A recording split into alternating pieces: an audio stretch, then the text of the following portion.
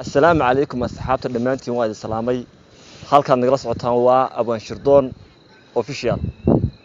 channelka oo markii koowaad aan ka codsado subscribe-ta like-ta share-ta waliid ma soo hor istaagano idin leh subscribe saara laakiin markan waxa idin leeyahay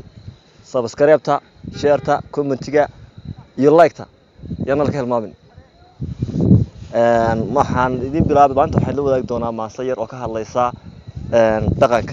dhaqanka sidoo ahaa iyo maanta sidoo marayo وكهذا السمرحلة بدن إيو برجرام بدن أو بدلي دقن كيني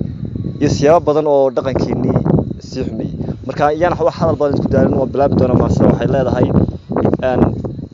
حير كي دقن كيه هدها أنا حيرين هاي شرفته حكمة السوقان إيو أنا حرمتي كتجن حينداب كي أضياش هره أنا حق نبأ دافين دقن كينو ضبح ماضي ميريا حاكل أروي dhaqankeenu daba xumaado meediya xaa kale u rogay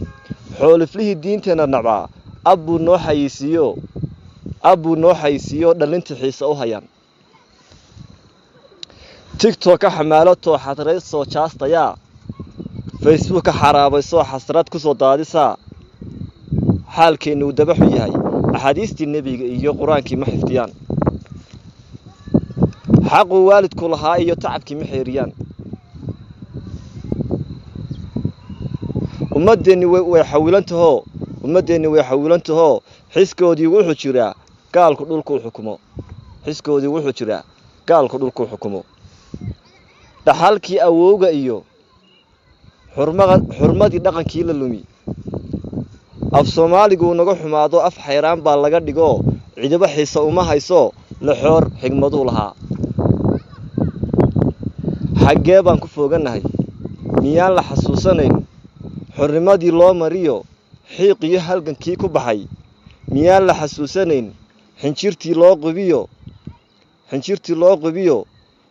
inuu na xukumo Ingiriis miyaa xaalkeenu yahay miyaan la xasuusanayn xinjirtii loo qubo inuu na xukumo Ingiriis miyuu xaalkeenu noqon intii ka xun weerahayga intii xaqiraad u taagan intii xaasnimo xambaarsan anigu xumayni maayo walaalka oo xumaaday wanaag baa lagu xigtaayo wanaaga la xeeriyay dunuubna xamaalan maayo